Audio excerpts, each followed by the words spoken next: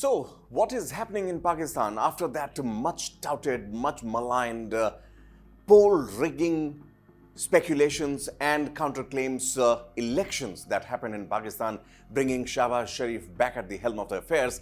Now, the Chinese interests are suddenly under attack.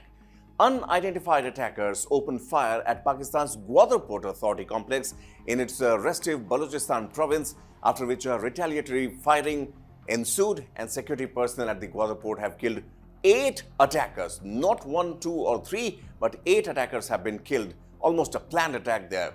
Gwadar is situated close to the Strait of Hormuz, and it plays a pivotal role in the Arabian Sea's oil shipping route.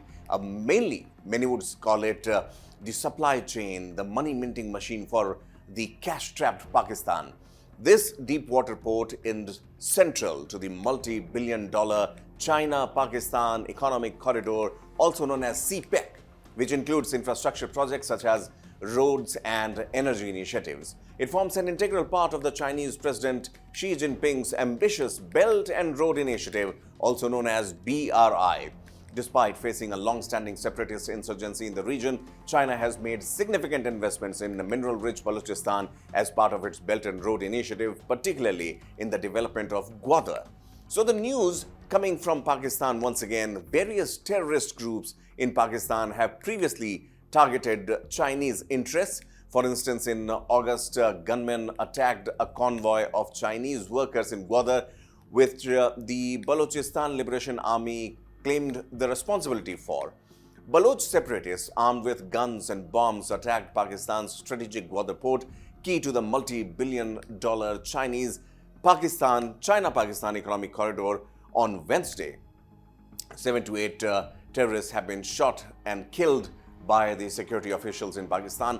One would wonder that why Chinese interests suddenly have come into under attack in Pakistan. See, there is a faction which is unhappy with this, I would say, the takeover of China of these strategic locations in Pakistan.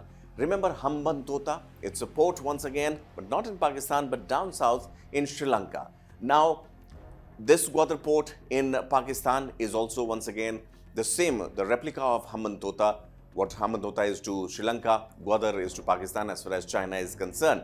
And this particular investment, this checkbook diplomacy which China uses, they will invest a lot in you, they will give you interest they will give you loans on lower interest, and then at the end of the day, when you are not able to pay them back, or you become habituated of taking money from China, that comes the condition that why don't you give us this part of the land, why don't you give us this part of the sea, and we will invest and make a deep sea port here, which in turn could help China to place their submarines. The strategic locations that China tries at times, it has been seen that how it tries to circle India also and circumvent India's efforts to fight back in case of any emergency or any sort of conflict with China for that matter.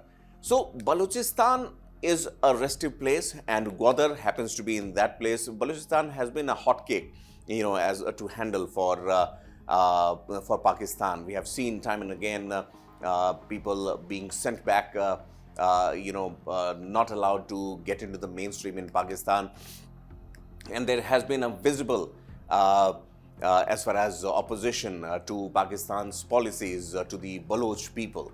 And this particular attack on Wednesday, again, tells you how meticulously the attack was planned, and the way intelligence agencies and paramilitary forces have read it in Pakistan. It looks like that attackers carried out many blasts, and it was followed with a gun attack. Police are also saying that the forces responded to the attackers quickly, and 8 attackers were killed as of now. 7 to 8 is what the reports are saying. The Baloch Liberation Army, also known as BLA, the most prominent of the several separatist groups in Balochistan, has claimed the responsibility for the assault in a statement saying its attackers attacked Pakistan intelligence agencies' officers also in the past as well. The BLA has previously been involved in attacks on Pakistani and Chinese interests in the region and elsewhere as well. Pakistan's military and interior ministry did not give any details on the attack so far.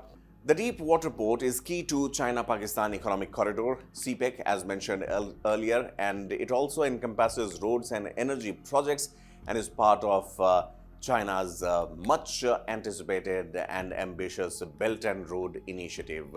Chinese targets have previously also come under the attack by several terrorist groups in Pakistan, and this time around the attack on Wednesday comes as no surprise. But Pakistan will have to keep a very close eye on what is this sentiment, how things are placed as of now, lending and giving away its land, sea and ports to China, whether it is going to help bail Pakistan out of its miseries, the economic miseries. We have seen how Pakistan has been faring as of now. The costs of the essential commodities like bread, flour, petrol, all of them are skyrocketing.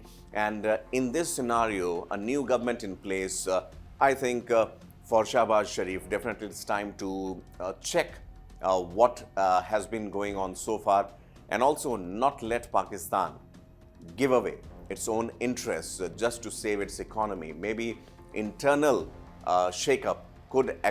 internal assessment could actually give them better financial situation and solutions rather than depending on China. And this time around, this particular attack once again resonates with the opposition that is there within Pakistan over the Chinese interests in that particular country.